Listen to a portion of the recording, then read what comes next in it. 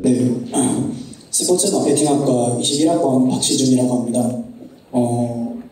지금 이제 윤석열 정부가 청년 보좌관을 뽑고 있는데 각 부처마다 이게 일부에서는 이게 그 윤석열 정부가 항상 얘기하는 공정과 상식에 어긋나는 게 아니냐 이런 말들도 나오고 있는데 이거에 대해서 이제 대표님의 의견이 궁금하고 두 가지 질문이 더 있는데 국민의힘 이준석 전 대표가 이제 앞으로는 정부나 이런 발전에 있어서 법조인 쪽이 아닌 되도록이면 이공계 쪽으로 해서 기술 발전을 도모를 해야 된다는 식의 말씀을 하셨는데 저도 개인적으로는 그쪽 말에 좀 더 공감을 하는 편인데 이제 법조계 출신이신 대표님께서는 어떤 생각을 가지고 계신지 그리고 앞으로 4차 산업혁명에 있어서는 기술 그러니까 이공계 계열의 사람들이 어떻게 보면 주축이 되어야 할 텐데 그와 반대로 또 우리나라에서는 이런 웹툰이나 케이팝 같은 문화 쪽은 기본적으로는 예체능 계열이라고 볼 수 있고 어떻게 보면 이전에 말했던 이공계와 이 예체능 계열은 서로 맞닿기에는 어려운 부분이 있다고 생각을 하는데 이 두 개가 어떻게 한꺼번에 성장을 할 수 있을지 이렇게 세 가지 여쭙고 싶습니다. 아주 정말 좋은 질문입니다. 그리고 아마 여러분들이 궁금해하는 거의 모든 것을 다 질문하신 것 같아요. 이게 첫째로 청년보좌관 문제인데 여러분 저 OECD 국가가 38개가 있어요. OECD 국가가 38개가 있는데 그 중에 수반이 뭐냐면 대통령이나 국무총리 영연방의 경우에는 수반이라고 할 수 있는 것이 이제 영국 왕이 어떻게 보면 이제 책임자인데 실제로 나라를 운영하는 것은 총리가 하지 않습니까? 그래서 대통령이나 총리를 수반이라고 한다면 그 38개 중에 40대 이하 30대 40대 젊은 사람이죠. 이런 40대 이하가 수반인 나라가 몇 개의 나라나 될까요? 제가 또 여러분들에게 질문하겠습니다. 38개 중에 하나도 없다. 30대, 40대. 이거 다 맞았네. 5명은 될 거다. 예, 이제 손이 들기 쉽게 하네요. 맞습니다. 근데 이거보다 더 많아요. 10명은 될 거다. 예, 더 맞습니다. 이거 뭐 자꾸 이제 바뀌는 거지만, 제가 최근에 얼마 전에 확인한 바에 의하면 15개 나라가 수반이 30대, 40대예요. 그렇다면 여러분 중에 혹시 30대가 있는지 모르겠는데 금방 30대예요. 여러분 같은 분들이 수반이 된 나라들이 많이 있다는 거예요. 특히 유럽 쪽에 그렇습니다. 이 청년 보좌관 문제도 마찬가지예요. 저는 사실 청년 보좌관보다도 더 큰 이런 과제를 맡아서 할 수 있는 이런 청년의 역할을 기대합니다. 왜 오스트리아는 30세에 국무총리가 되는데 우리는 왜 가서 보좌관이나 하냐 이 말이에요.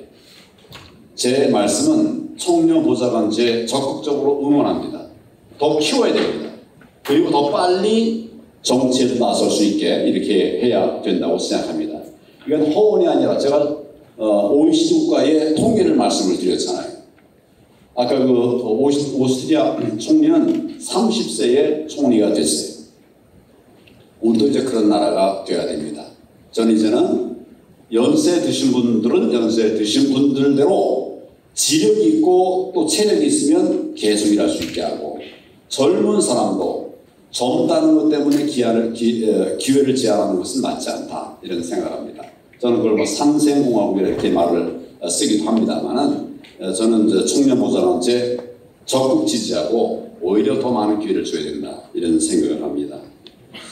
이준석 대표가 법조계보다는 이제 뭐 이공계 많이 해야 된다. 어느 한쪽의 직렬에 몰리는 건 좋지 않아요. 한쪽에 어떤 특정 전공을 한 사람들이 한쪽에 몰려가는 것은 썩 바람직하지 않습니다. 그리고 법조계는 어떤가? 실제로 정치의 법조계가 얼마나 많이 있는가에 관해서 좀 분석해본 그런 자료들을 좀 살짝 보면 그렇게 많지 않아요. 약간 많아요. 그런데 선진 제국을 보면 법조인들이 훨씬 더 많습니다.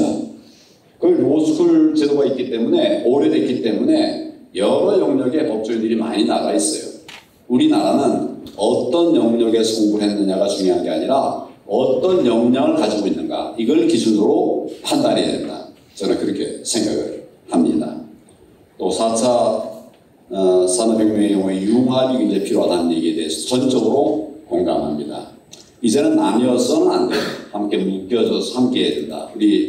제가 일어났던 박근혜 정부 때도 부처 간 칸막이를 없애자, 이런 얘기를 했습니다. 부처 간의 칸막이가 너무 많은 거예요. 그러다 허물어 보면 융합이 됩니다. 시간 되면 간단하게 제가 말씀드렸습니다만은 대충 답이 됐죠? 예. 다른 분 혹시 말씀하시면 여긴 질문을 하는 분들이 몰려서 있네. 요즘에 좀 떠오르는 걸로는 이제 상온 초전도체라고 새로 저희 나라에서 발명이 됐다고 알고 있습니다. 근데 만약에 이걸 이용해서 이게 실질적으로 상용화가 되는 데 있어서 계속 연구를 해서 상용화가 되는데 어느 정도의 기간이 걸릴 거라고 보시고, 만약에 상용화가 됐을 때, 그 적용이 되었을 때 우리나라의 경제 성장력은 어느 정도까지 올라갈 거라고 보시는지 여쭤보고 싶습니다. 지금 이 문제에 관해서는 맞는 답이다 라고 하는 분들도 있고, 이거 아직 결정되지 않은 것이 너무 성급하게 발표됐다, 이런 얘기도 있습니다. 그러나 결국은 시간이 지나면 지금 우리가 하지 못하고 있던 것들이 될 겁니다. 그 부분을 준비하는 것이 필요해요. 언제 될 거냐 하는 것은 사실은 그냥 얘기하는 것은 감이죠. 정확한 팩트를 토대로 이렇게 말을 할 수는 없습니다. 여러분, 우리 KTX가 시속이 몇 킬로나 될까요? KTX 200 몇십 킬로 되죠? 조금 있으면 아마 300킬로까지 갈 거예요. 요즘 연구에 의하면 1시간에 1000킬로를 갈 수 있는 이런 이동수단, 이게 개발이 되고 있습니다. 실제로 실험을 해보고 있어요. 그러니까 튜브 같은 데 들어가서 거기서 연결을 하면 굉장히 빨리 간다는 거예요. 만약에 1000km가 가능하다면 서울에서 부산 가는데 시간이 얼마나 걸릴까요? 30분도 채 안 걸려요. 이렇게 되면 세상이 완전히 바뀌는 거죠. 방금 말씀하신 이런 과학기술의 영역도 저는 가능하다고 봅니다. 우리 옛날에 만화에서 보는 것들이 지금 다 현실화되어 있어요. 만화에서 보는 것도 현실화되어 있습니다. 그래서 그런 것들에 대한 꿈을 가지고 도전을 해나가는 것이 필요하다. 특히 젊은 분들은 나는 사실 젊은 분들이 이런 데 더 많은 관심을 가지고 공부되어 해야 된다라고 생각하는데, 현실적으로는 취업하기 위해서는 그런 데 사실은 많은 시간을 들이기가 어려운 것이 사실이에요. 그래서 안타깝게 생각을 하고, 저는 오히려 좀 이렇게 자리를 잡은 30대 후반이나 40대 이런 분들이 더 좀 선도해 주면 좋겠다, 이런 생각을 하고 있습니다. 또 다른 질문 있습니까? 지금 이제 끝내야 되는 시간이 됐습니까? 네, 한 번만. 그럼 우리 한 학생만. 네. 좀 드리겠습니다. 아까 전에 강연 초반쯤에 2006년 골드만삭스 보고서를 인용을 하셔가지고 G2, 우리나라가 G2가 아니라 2050년까지 올라가기 위해서 현재 경제 성장률을 유지를 하고 또 통일에 대해서 말씀 언급을 하셨는데, 황 전 총리님의 통일관에 대해서 좀 어떻게 생각을 하시는지, 어떤 방법으로 통일을 우리나라가 할 수 있을지에 대해서 이제 고견을 좀 주고 싶습니다. 목표는 평화 통일입니다. 무력 통일이 아니라 평화 통일이 목표입니다. 그러나 우리 목표대로만 되는 건 아니죠. 그래서 뭐 여러 가지 얘기가 가능합니다만은 어쨌거나 평화 통일을 이루어야 된다. 평화 통일을 이루어야 되는 이유는 우리나라는 지금 작은 나라인데 그게 또 반쪽이 나 있어요. 여러 가지로 문제가 많이 있습니다. 정치적인 의미에서의 통일뿐만 아니라 경제적인 면에서도 통일이 된 우리나라가 굉장히 큰 변화가 이루어지게 됩니다. 또 인력자원도 마찬가지고 또 광물이라든지 이런 자원들이 북한에는 많은데 우리나라는 별로 없죠. 그래서 이런 모든 것들이 좀 종합적으로 이제 만들어져 갈 수 있는 것이 통일인데, 그런데 요즘 제가 통일대박 열차를 18번째 얘기까지 했습니다. 제가 지금 얘기하는 것은 통일을 어떻게 할 것이냐 이 얘기가 아니라 통일이 되면 어떻게 될 것인가에 관한 얘기를 하고 있습니다. 이런 얘기가 어느 정도 정리가 되면 제가 어떻게 통일이 가능할 것인가 그래 그 얘기를 하려고 그래요. 그냥 그 얘기를 뭐 먼저 좀 우리 간단하게 말씀드린다면 지금 저는 통일이 되면 어떤 결과가 나올까를 얘기하고 있다고 그랬습니다. 근데 더 중요한 건 사실은 통일이 어떻게 될 거냐죠. 이 문제에 관해서는 조금 예민한 부분들이 있는데 뭐 다 이제 공유할 수 있는 부분을 제가 하나 여쭤본다면 만약에 북한의 최고 책임자라고 하는 김정은이 어떤 사유로든지 하여튼 사망을 한다. 이러면 우리나라가 어떻게 될까요? 큰 격동이 일어나겠죠. 결국은 통일이 되는 기반이 될 것입니다. 근데 김정은이 그러면 앞으로 얼마나 더 살까? 여러분들 젊고 여러분보다 아마 10살 정도, 5살, 10살 정도 많은데 여러분 이 오래 살 것 같습니까? 어떻습니까? 이 건강 상태로 봐서는 그렇게 오래 살 것 같잖아요. 그러면 결국 어떤 방법으로든지 그 외에도 여러 가지 통일의 방법이 한 4가지 정도가 있습니다만은 그러나 결국 통일은 된다. 오래 가지 않는다. 이런 생각을 합니다. 제가 요즘 이제 30년 자유민주 정권론을 얘기하고 있어요. 우리 30년 동안은 자유민주 정권을 지켜내야 정말 우리 후세에게 변함없는 자유 대한민국을 넘겨줄 수 있다 이런 얘기를 하는데 이것도 사실은 뭐 아주 먼 뒤의 얘기가 아니라 얼마 안 남았어요.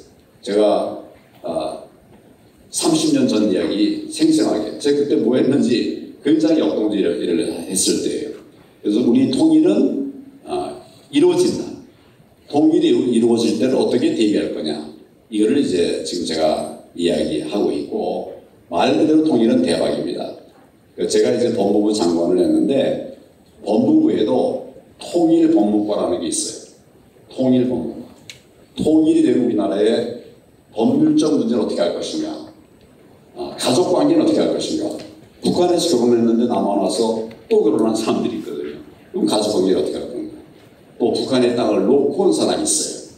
여기에서 이제 놓고 왔지만 거기 뭐 땅 문서를 다 가지고 있는 이런 사람들도 있습니다. 이 문제를 어떻게 할 것인가 이런 부분들을 연구를 해 놓았습니다. 그래서 이제 지금은 보안 대외비 자료이기 때문에 말씀드리기는 어렵습니다만은 결국 이런 것들이 통일이 정말 우리의 미래에 도움이 될 수 있는 방향으로 갈 수 있도록 저는 그렇게 해야 된다고 생각하고 있고 아무도 말하지 않지만 그래서 제가 얘기를 하고 있는 것입니다. 만약 그렇게 되면 우리는 이제 조금 더 넓게 말하면 우리가 잃었던 북방의 그 고토들을 회복할 수 있을 것이고 그리고 대륙으로 나가는 길이 뚫릴 것입니다. 지금 우리는 한반도 정말 갇혀있는 나라인데 대륙으로 갈 수 있는 일이 뚫릴 것이다. 그래서 그런 비전을 가지고 그러나 허황된 비전이 아니라 구체적인 경제학자들하고 제가 논의해가면서 이 통일 대답 이야기를 하고 있는 건데 뭐 그냥 허황된 얘기가 아닙니다. 과학적인 얘기고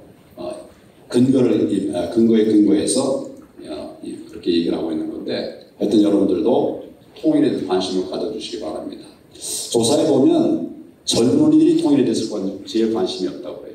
근데 통일의 미래는 젊은이, 여러분들의 미래입니다. 여러분들의 세상이기 때문에 같이 하지는 못해도 관심을 갖고 좀 공부하고 스터디하는 것은 꼭 필요하다. 그런 말씀을 드립니다.